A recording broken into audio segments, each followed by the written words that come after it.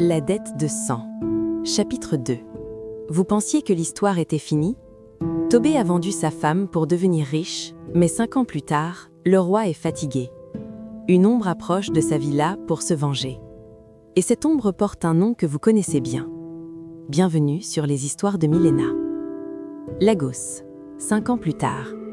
La maison moderne blanche a changé de peau. Les murs sont devenus grisâtres, recouverts d'une vigne noire aux épines longues. Les domestiques chuchotent que la nuit, la maison respire.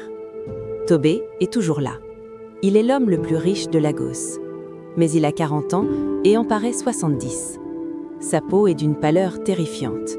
Il porte toujours de lunettes de soleil car ses yeux sont devenus jaunes, fendus, reptiliens. Il ne mange plus de nourriture humaine. Pour survivre, il doit absorber l'aura des gens. Ce soir-là, une petite Toyota s'arrête devant la grille. Une jeune femme nommée Amina en sort pour un poste d'archiviste. Mais Amina n'existe pas. Cette femme, c'est Zainab, la petite sœur de Kémi, celle qui a passé 5 ans à chercher comment briser une malédiction. Elle entre dans la gueule du loup. L'intérieur est glacial. Elle descend dans la galerie, une salle immense plongée dans la pénombre, remplie de statues. Zainab s'approche d'une statue en or, c'est Mike, l'ancien ami de Tobé. On voit ses pores figés dans l'or, la terreur pure dans ses yeux. Tobé apparaît. Il la renifle. « Vous sentez bizarre, Amina. Vous ne sentez pas la peur, vous sentez l'encens d'église. » Zainab invente un mensonge et Tobé la laisse seule.